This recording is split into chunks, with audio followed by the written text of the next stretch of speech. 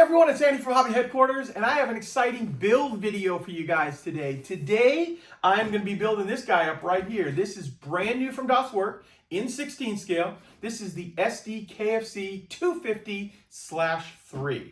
Now, the 250/3 differs actually quite a bit between this and the 250/1 that Werk has come out. In fact, they had to completely retool the upper hull, parts of the lower hull, the fenders, all those kind of parts, because in this vehicle here, there's a much more sloped back end of the vehicle, and that was to fit all the extra radio equipment inside there.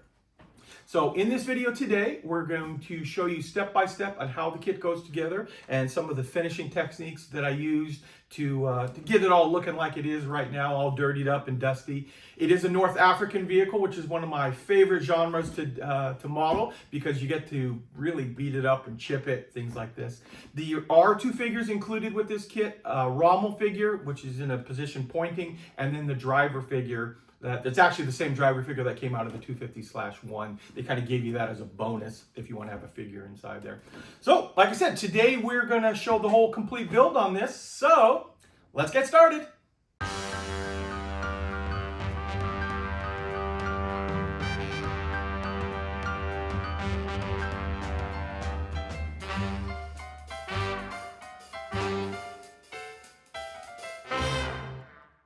Before we start the build video, I do want to tell you one thing about availability on this kit. Now, I am filming this quite a bit in advance because this is getting announced at the Nuremberg Toy Show. So I've had an early sample for about a month and a half before the show. So this is actually in early January right now, and I've got it all built up and ready to go. As of this moment, these are being loaded on a container and should arrive in Phoenix in late January. So that means if you go, you'll be able to order one immediately on our website and have it available. There is a slight possibility, if the container is delayed, that it will show up just a little bit after that. So in that case, it'll be a pre-order, but a pre-order with just like a week or two max of when it's due to actually be shipped out to you guys right there. So it's kind of far in advance, but I'm telling you now, just go to my website, andyshhq.com. By the time you're watching this, we'll know how this is set up, and you can either order it or pre-order it right there on the spot. A really good price on this kit right here, $79.99 for this kit with the two figures and all this detail. A really good value on it there. So let's get to the build. Okay, let's start off with the lower hull. And first of all, we're gonna get the suspension braces inside here. There's also a box that needs to get glued in right here. And then inside there are gonna be a bunch of these braces. They're floor braces for the floorboards. And they're very specific. They're keyed with the right size. And I'm of course gonna glue all this in a minute. We're kind of just dry fitting it right now. And you can see it actually all fits pretty well, even without cement. And there's a whole bunch of these, as you can see by the grooves in there, that I'm going to put in off camera, but I want to just give you an idea how they're all going to lay in there. We're going to get those glued in. And what basically that is, that supports the floorboards that are going to go in on top of all that. And then the suspension arms can go through here. So let me get these parts glued in, and I'll get all the other little braces glued in, and we'll move on to the next step. Okay, there is the bracing all installed, and now we can go ahead and put these transmission final drive covers on, and these will get glued into place on both sides, which I've already glued this side on here. And then we need to put this piece glued into the back over here. Get some glue down there. And then we can start working on the torsion bars. Now, the torsion bars are two pieces, and I just put this one together. I need to sand off that little burr. And then it's just a matter of sliding them down in through there, which I've got one in place right here. I was doing my little test on it. And so we got 4 on this side, 4 on the other side. And once those are done, I can start moving on to the drive sprocket, road wheels, and idler wheel.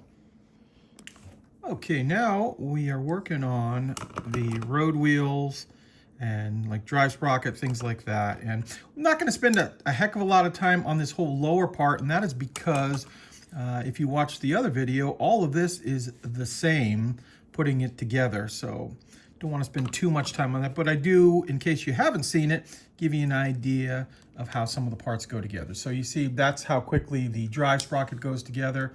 Little snap and you hear it. I do have one already built, and you do want to make sure, because there is a left and right drive sprocket. This actually is the B. I just ran out of room on it there, but that's just for me to make sure I get them in the correct position. And then it's very simple. You're going to run the use the right side. You can put the road wheel in, put the little poly cap spacer inside, and then it's just a matter of stacking the wheels back and forth on it, which I can show you right here. Put that little spacer inside, and then I've assembled this portion of the road wheel, which is two halves already together. It's got its spacer inside as well. Put that on. This is the B side. And then finally, we will put these outer caps on right here, which I'll glue. And you can see that's how quick and easy this goes together. And then I just need to assemble the idler wheel in the back, and I'll put both sides of these all together, and then we'll move on to the next step. Okay, now I'm going to show you how the tracks go together. So there are 3 parts to the track, and they actually go together pretty easily. We're just putting some cement on the bottom portion, and then you can go ahead and put this piece here, which is the bottom of the track, as well as the guide horn, and let that set up a bit there. And then I've got 2 more over here that are dry, so I can show you what we do. And then it's very simple after that. So you take your track, lay it like this, take your second track, and you see the little pins in there, drop those into place, and carefully, because we don't want it to be fused in one particular direction, put that, and you just apply your track pad, just like this. Let it set up for a few minutes, and just like that, you have your workable track. So very quick and easy. It's the longest is cutting all the pieces off of the sprue and sanding and stuff, but shouldn't take you very long at all. In fact, the one side of the track I did complete, because there are 38 pieces on each side, according to the instructions, and it took me a grand total of about an hour to cut clean and put the whole side together. So that gives you an idea how the track goes together. Okay, now that we've done with the tracks, we can go ahead and start to assemble the front suspension.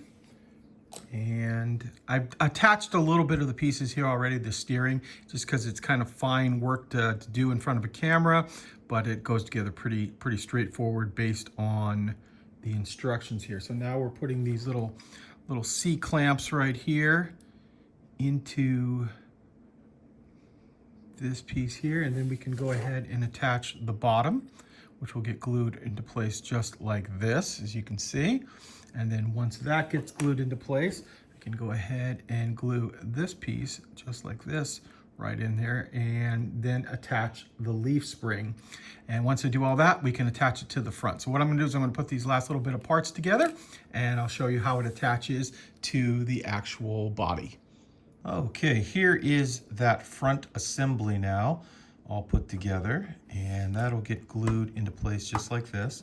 And then we have this little piece here that is going to hook up the steering, which is this steering rod right there. We'll get that glued in. And then there's also a couple of these pieces, which are going to get glued in the front here, and they kind of like link all of this stuff together. So you're going to get one on either side just like that. So it's all that's going to require is just a little bit of cement to get that all glued together. Also, I've assembled the front road wheels. There are new a tread pattern for this particular one compared to the 250 that came out a while ago. Just there's actually three pieces total to for the center hub, and it's actually still removable once you get it all together, but easier to build it in place. And once that gets, all this part gets dry, we can go ahead and attach the front road wheels. Okay, now we're going to start off building the transmission, which is quite visible. Part of it is, at least, inside the kit when you look inside. So what I'm going to do now is just show you some of the steps that are involved in putting this together.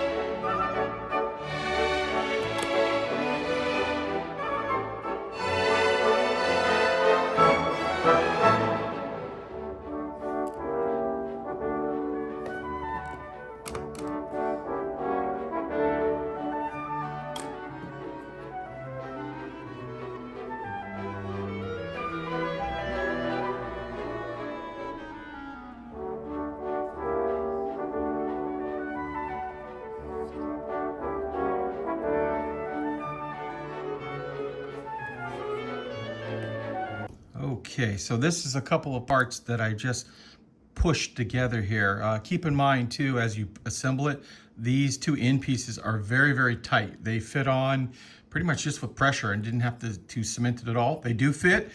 Just be careful so you don't break any of these little pieces off as you're applying it. So now, if I did this correctly, this should slide right into this. Just, oh yeah, it did. Okay, so it pops right into place just like that. And the last little thing I can do now here is put this cover over, which is going to cover quite a bit of this stuff we just built, but I guess it is in there. So we want this piece to cement closed just like that, and then we can move on to the firewall. Okay, gluing up the parts for the firewall, in this case the steering wheel. It gets put into place just like this. And then once that dries, we can go ahead and mount it. It's one of the type that are in the kind of the downward facing position there. In fact, I'll go ahead and glue that right now, in fact.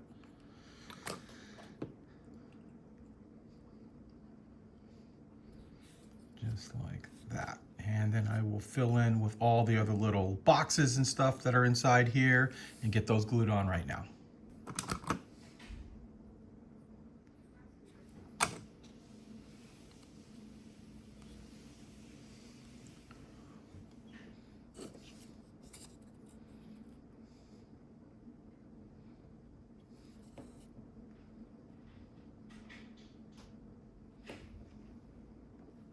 Okay, I've mostly attached all the little accessory pieces. I'm going to do the rest of them after I put these last two pieces together.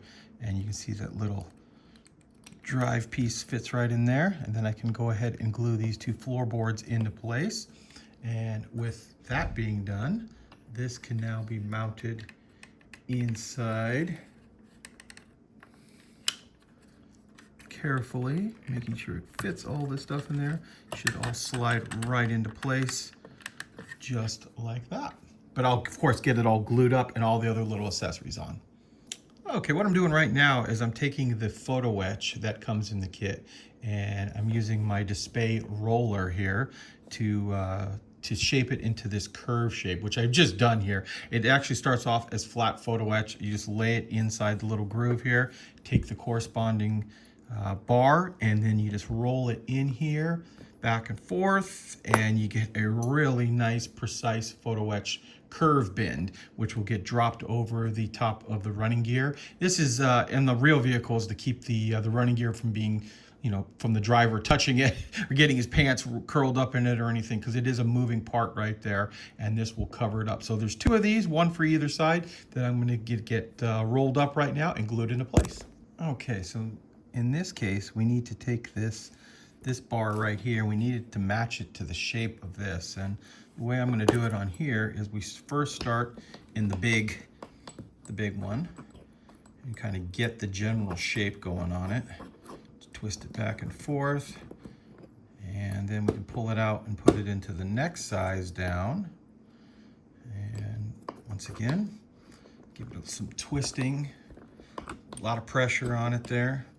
You can even bend this around.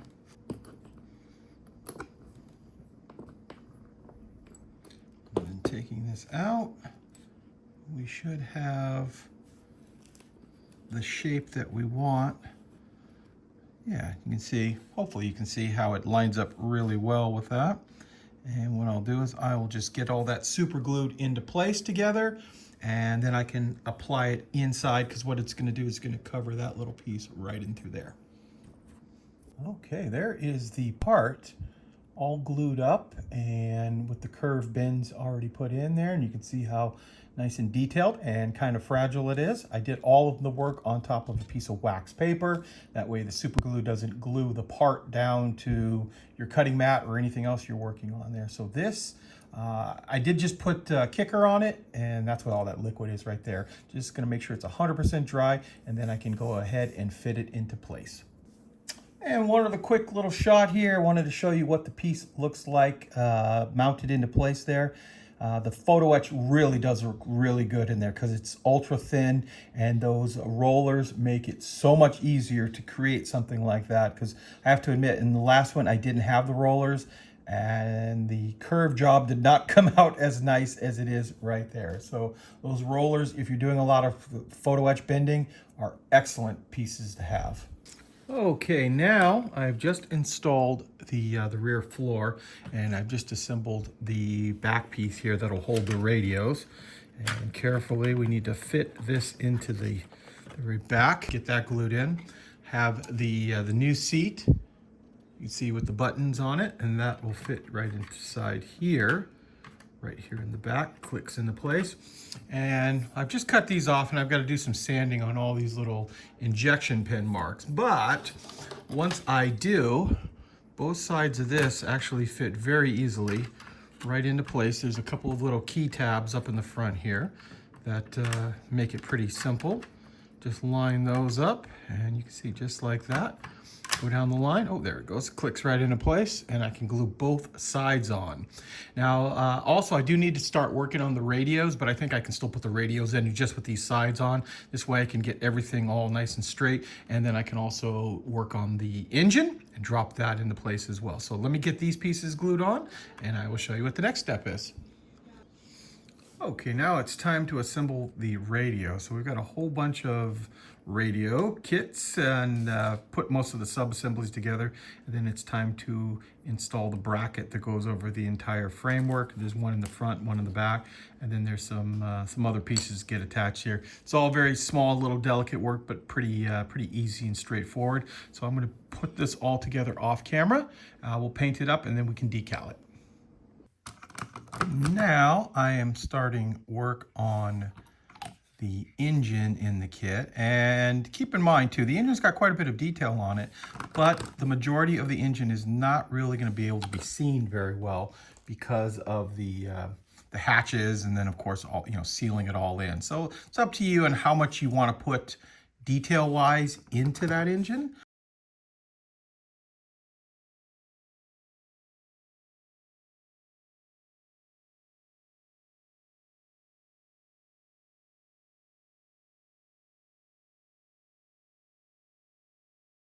So you're just watching me now put together some of the parts for this engine. You can see it goes together pretty quickly and easily.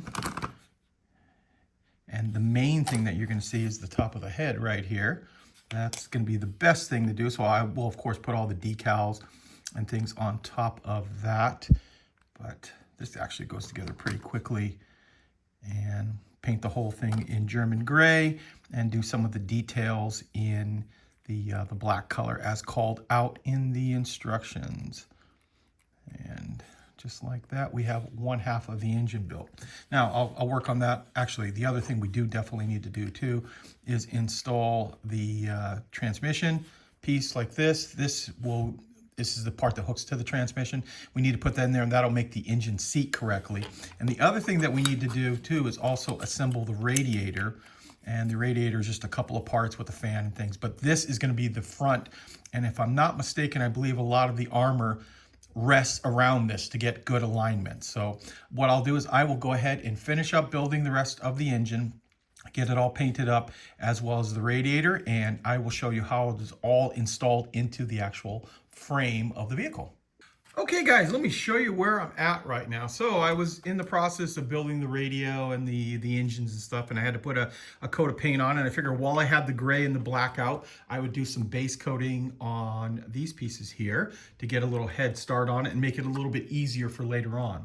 So inside with the gray, I went and painted the floors in all this area inside here in the German gray.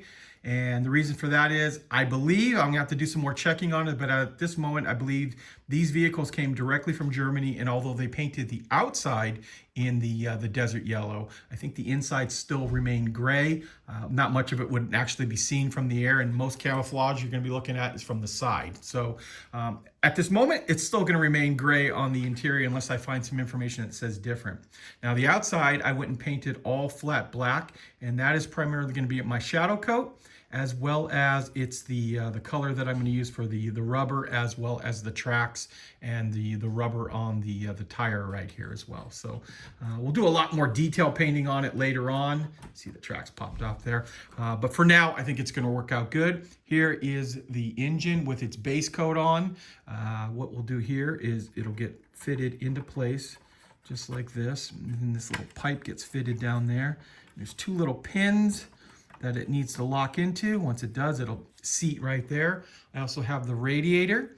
The radiator painted just black because it's going to be in the shadows of the inside of the hood. And that'll fit into two little pins right in here. Glue all that in, and then I'm going to rotate this. And then finally we have, which gets caught up, the radio component, and the radios are going to get fitted right inside like that. Now, the instructions call out for some covers on it that cover up the outside of the radios there. Not sure if I'm going to put it on. If I leave them off, I'm going to go ahead and detail this up a little bit more. But if you're going to cover it up, doesn't make a heck of a lot of sense to have the radios out. Now, they do have to be glued because there's a lot of weight on this side of the radio that wants to fall forward, but you get the idea how that is going to fit into place. So what I'm going to do now is I'm going to get the engine, the radiator, and the radio all glued into place, and then I can start working on the upper part of the cab. And now also the other reason too, I should point out this too. When you go to put the fenders on, it is a good idea to do a lot of the painting inside here too, because once this fender gets put into place, it makes it a lot more difficult to get painting up inside here. So I think I'll probably put a coat of gray on and then come back and put this this fender on and just make it easier to paint all along. You could leave the tracks off completely, but once again, way easier putting all those pieces on without this fender in your way. Okay, jumping a little bit ahead here, you can see some of the things I've done. First of all, I've attached the engine. I put it inside there, mounted it in there, and also did a little bit more painting on it there. You can see a little bit of coloring in there, and basing it pretty much just on this, on how much you'd be able to see once you put the top on here, which will be the next step I'll start working. Actually, it goes like that. You'll be able to see that much of the inside of the vehicle there. And with that, you'll also notice that I've gone ahead and attached the fenders onto the side here. They went on super well. There also is some dark yellow on here, or some desert yellow on here, and I actually use this color right here. This is Tamiya's light brown, and DAK, which is Deutsche AFRIKA CORP 1942, which is XF693, excuse me. It does have a slight kind of pinky color to it, which from what I understand is pretty accurate. It's still taking a little bit to get used to. This was just some test on here, playing around to see if I like the color or not. I think I'll probably go ahead and paint the whole thing with that, but I do have time to change that. This is all kind of like just testing phase. You can see I started putting parts over it. None of the other accessories on the fender are on there yet. Those will be some of the last things that I put on, but you get the idea for that. Now, I've gone ahead and I started to assemble the rear portion. And I've got a base coat of gray on here, and I'm actually going to spray all this as gray as well. One thing I do want to point out is when you put these pieces on, I was very, very impressed with how, I mean, for all those facets, all of this fits together without glue even. I mean, just the way it is, really, really well. It just kind of almost clicks into place there, which I was kind of worried that with some of these extra pieces, when it's straight, that's one thing, but with all of these facets on here, but no problems at all. You can see it kind of just drops right into place there. So what I need to do now is I need to start attaching some of the inside pieces of the roof section, and that would include putting on like the front armor here, which is where the vision ports go, things like that. Those are all going to get glued into place just there. We've got some on the side. Also, we've got the doors. Actually, these are vents right here. The doors here, and then the side doors on the front of the vehicle. I'll also get all those glued into place. And you'll notice I'm painting more and more as I go, and that is just because it's very difficult to try to get a airbrush up inside in through there, just because trying to point it in there. So building and painting as I go, not at a totally unusual concept, but it's coming along great for that. So let me go ahead and finish off the parts on here, and I'll show you how all of this attaches. Okay, I'll show you what I've done so far here. I've gone ahead and put a little weathering, some dirt and dust effect inside the fighting compartment back there. I just think it'd be easier to do that now while the lid is off. Also, I've detailed up the engine just a little bit, put a little rust on the pipes, a little grime and a little dust, plus the decals, as you can see inside there. Most of it, as I said earlier, is going to get hidden, but if you do look through the hatch, which I have finished the top here, and I've made the hatches open in the top, or the front of the vehicle. You can see inside there. And also put inside the radio as well as the instrument panel. So now what needs to be done is this needs to get glued into place just like that. You can see how it kind of clicks right in right there. And I'm going to go ahead and get all of that glued into place. One thing to keep in mind too, when I glued this back piece in, I only glued the bottom end and I left a little bit of play on this. It just makes it a little bit easier to line all these pieces up if it's not rigid right away, so you can get it and play around with a little bit. So let me get that glued into place right now.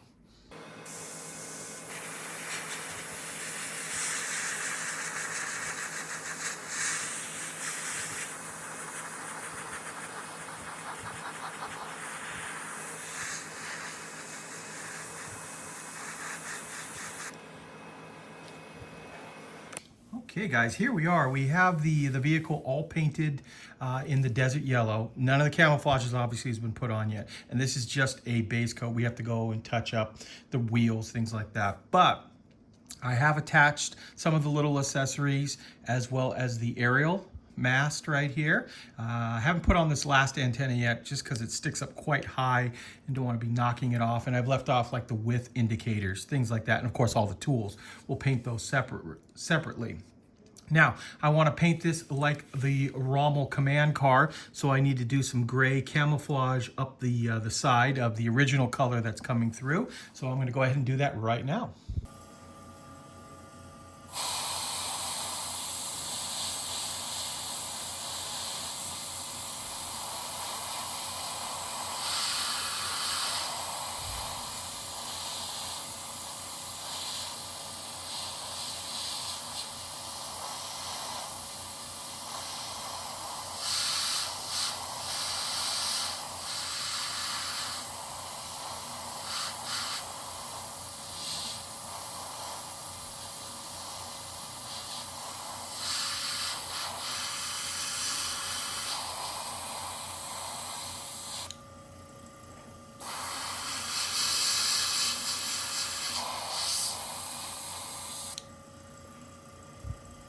Okay, now the camouflage, gray camouflage has been put on, and I've clear coated the entire thing with TS80 from Tamiya, their flat coat, and we're putting the decals on now.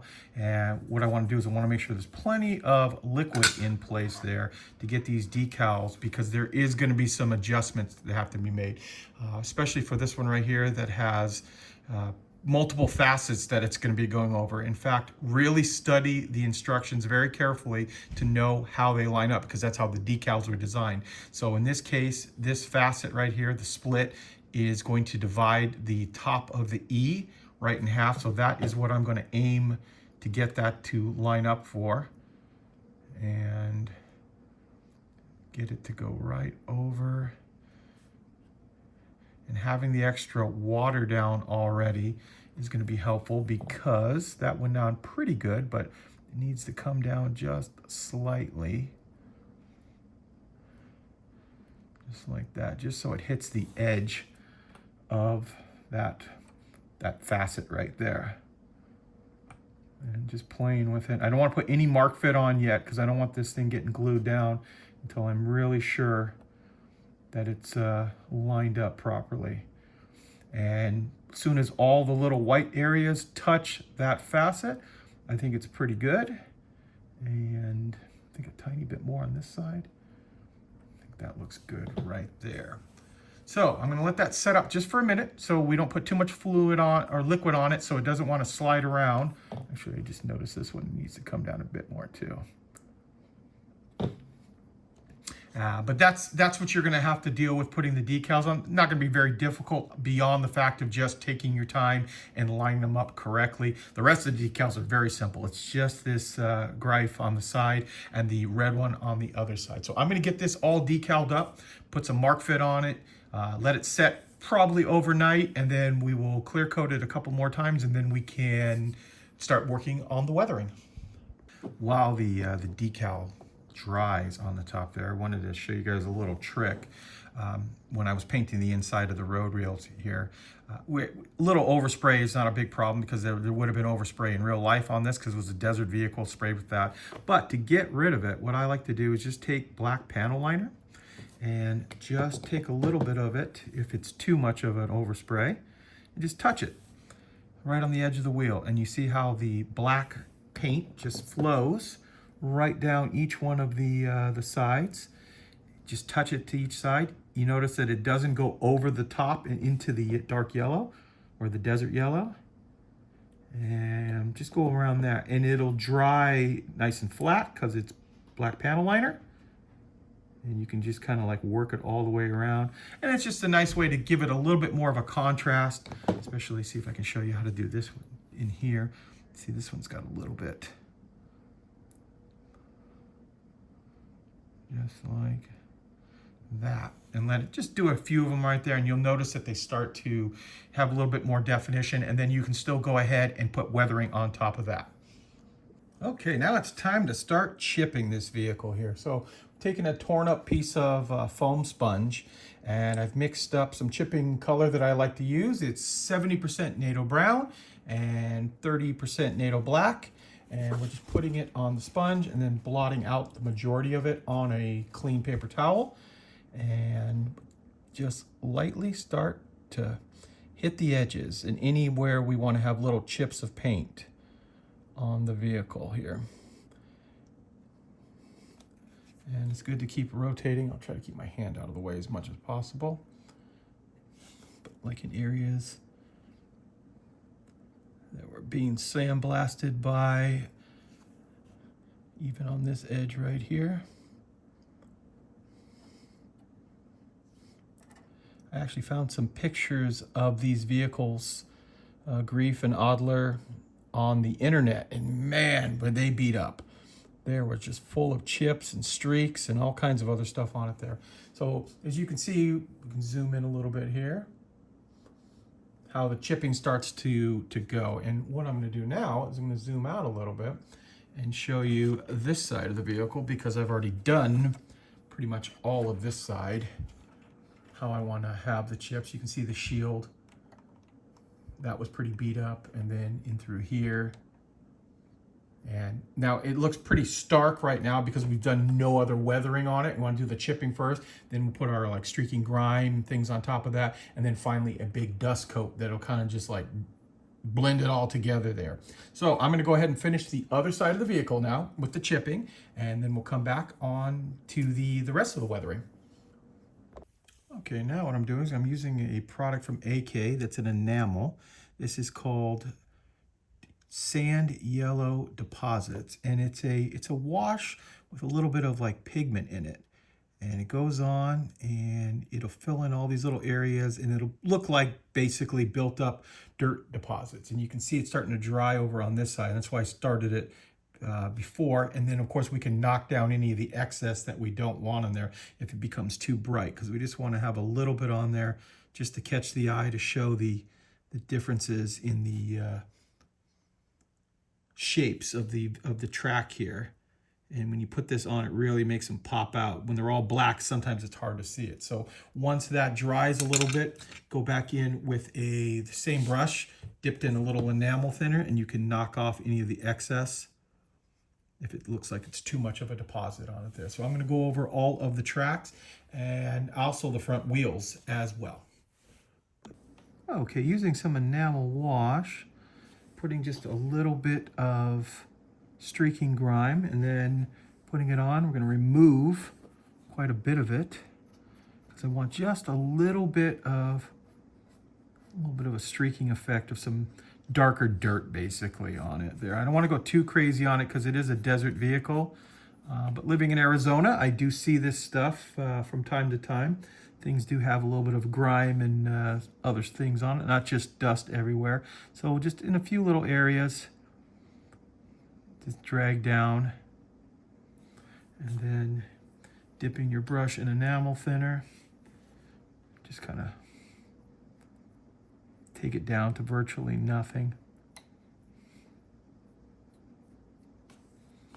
A little cotton swab, take the excess off. And it's just a matter of blending it in. And it will dry a lot lighter as you do it, but you will be left with, hopefully you can see a couple of the little streaks left on it there. And they'll be very, very subtle in the end, but you will be able to see them. Okay, here we go, guys. Here is the final completed model. And I'll start giving you a 360 as I talk about some of the last things that I did on here. So after I put all of the streaking grime and stuff on there, just lightly, as you can see on there, it doesn't show up as much now. I went ahead and took Ammo by MIG's washable dust and thinned it down and then sprayed it over the entire model at probably about maybe 12 to 14 inches away. Just give it a mist coat. And what I find that does is it gives everything that kind of dusty effect that a desert vehicle would definitely have. I went and painted a white stripe on, or X on that one right there to signify that water is inside. And also I had a few extra value gear of some tarps and things like that that I painted up, and as you can see, this one's not actually attached, so show it to you. Went ahead and put like dirt and dust all around it. Might attach it inside there, and I'll show you inside the vehicle as well, because I added some more pieces inside that as well. And come back around here, and you can see how some of the streaking effect hopefully shows up in there. And zoom in a little bit. A little close-up of the dirt and dust effect on there.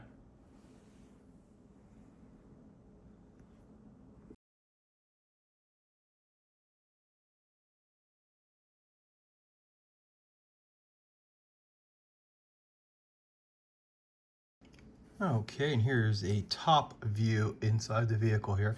Here's some of that value gear that I threw inside, some tarps and wraps, other things like that. Had a helmet that I found from another kit, and then the MP40 is actually inside this kit, so I painted that up and put it on the seat. I don't know if I'm going to keep that inside there, but I had that little box right there with the pans and some canned food. I thought of that. I was looking at some pictures of the real vehicle, and there's a famous picture of Rommel eating some food. It looked like out of a can. So I thought, well, they definitely would have stuff like that. So that is removable if I change my mind. Also got a pair of binoculars shoved inside there as well. Okay, here's the other side from a top-down view. You can see the radios and I tried to create the buildup of dirt and dust on the top of the radio unit, as well as some of the other pieces inside, and of course the floor on the bottom down there, and of course the other rifles mounted up on the wall.